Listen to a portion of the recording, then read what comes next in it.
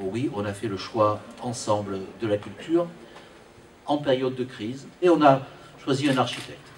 Et cet architecte commençait par nous dire: je vais tout faire en béton, je vais lui laisser vous exposer l'idée de cet espace, mais je trouve qu'il allie quand même la force et la douceur.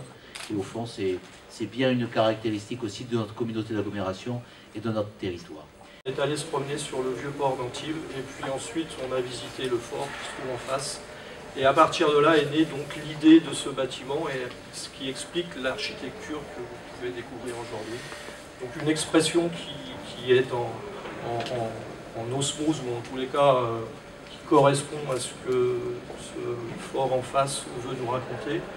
Systématiquement, lorsque l'on se promène dans ce bâtiment pour aller soit dans la grande salle au parterre, ou dans les niveaux supérieurs, ou dans la petite salle, on a toujours une découverte au fur et à mesure donc, de l'évolution qu'on peut avoir dans le bâtiment.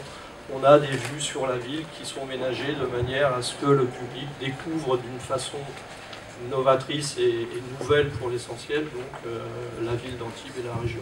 Puis l'élément essentiel, évidemment, c'est ce que vous allez découvrir, c'est la rampe, puisqu'on a décidé d'avoir, plutôt qu'une séquence classique d'accès par des escaliers, on s'est dit que de découvrir justement l'espace au fur et à mesure d'une progression vers la terrasse, c'était l'occasion de la faire, mais d'une manière un peu différente, donc par cette rampe, qui est elle aussi, donc par sa forme, un clin d'œil à ce que l'on est capable de faire avec du béton.